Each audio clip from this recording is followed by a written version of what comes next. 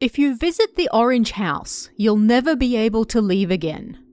That was what the locals said, and how could he not want to visit it after that?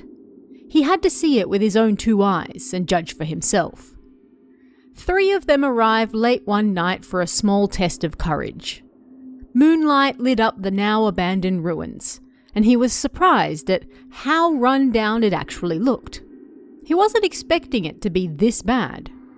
All of the window glass had been shattered, the walls were covered in vines and full of holes, and the floorboards were full of holes too.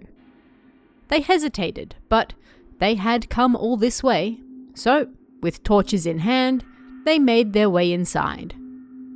The floor creaked beneath them, as though it might collapse at any moment, and the air smelt musty. Slowly, they made their way up to the 2nd floor, and amongst all the graffiti, he spotted something that chilled his heart. "Let's play together." How creepy.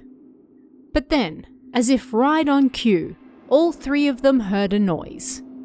It sounded like a child laughing.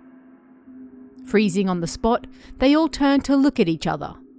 The looks on their faces confirmed at least one thing. They had all heard whatever that was just now. Turning to leave, they heard yet another voice. This time, it sounded like it was asking them to stay. Unable to stand it any longer, he screamed and ran, his friends not far behind him.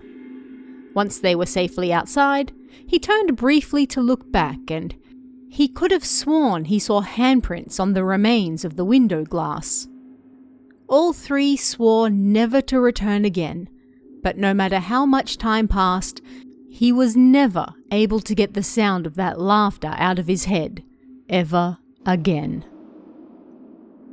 The orange house can be found in the middle of the woods in Abiko City, Chiba Prefecture. Judging by its name, you might suspect that it's, well, an orange house. But that's not quite the case.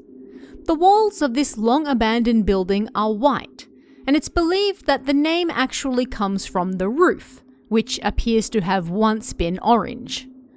Although, if you believe the stories, many claim the walls of this house were actually orange, once. But time has faded them to their now current off-white colour. Either way, the house is known as the Orange House, and that name has stuck over the years. In the grand scheme of things, the Orange House is actually a somewhat newer haunted location. Rumours of it first appeared online in 2009, but it wasn't until at least a few years later that it really started to gain popularity. Legends spread that a father killed his family here before taking his own life, and after that, the house was abandoned. Ever since, the ruins have been a hotbed of ghostly activity. If you visit them, you might hear footsteps following you around, or children's laughter coming from empty rooms. Perhaps you'll see a shadow that disappears as you get closer, or you'll find your body suddenly feeling heavy, as though someone, or something, has suddenly placed a heavy weight on your shoulders. Maybe you'll see handprints on the window glass, or perhaps you'll find things you can't explain in photos you take, in and around the building as well. Numerous people who have visited the building have also claimed online to have fallen ill shortly after stepping inside, or suffering from some sort of accident upon return. Usually, this is a car accident, but sometimes it might be regular physical harm as well, such as mysterious scratches or bruises. There are also numerous stories of contractors supposedly falling ill or suffering injury while attempting to tear the building down. Like other haunted buildings of this stature, it would appear that the ruins don't want to be torn down. But where does the truth lie with this rather recent urban legend?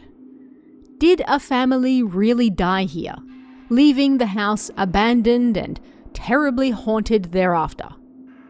Surprisingly, the truth behind this one has actually been uncovered, and, as you might expect, it's far less salacious than the stories would have you believe. In reality, a family did die in Abiko City in 1982. Newspaper reports confirm that on January 17th, 1982, a father set fire to his house with his children inside. The remains of the father and one of the children were found, while 2 other children survived with severe burns. However, the house they were in burnt to the ground, leaving nothing behind. Oh, and there's also one other small problem. The orange house wasn't built until half a decade later. Yes, it would appear that sometime around the mid to late 2000s, someone conflated the house of the family who died in a fire, just a short distance away, with the remains of the entirely unrelated orange house nearby. A house that wasn't built until 5 years after the other one burnt down. As it turns out, the orange house is nothing more than a case of mistaken identity. Some claim the orange house wasn't even a family home, but rather used to be company dorms. Either way, this building is private property, and any sort of entry constitutes as trespassing. Not that much remains of the building these days anyway, but in the end, the orange house stands as a fascinating piece of evidence of how, even in modern times, information can be confused and attributed wrongly, and how, as long as it makes for a good story, people don't especially care. But what did you guys think of this one? Let me know in the comments below, and if you'd like to help support this channel so you can see more content like this, please consider hitting that join button down below as well. Every bit of support really helps. Thanks guys, and I'll see you again next time.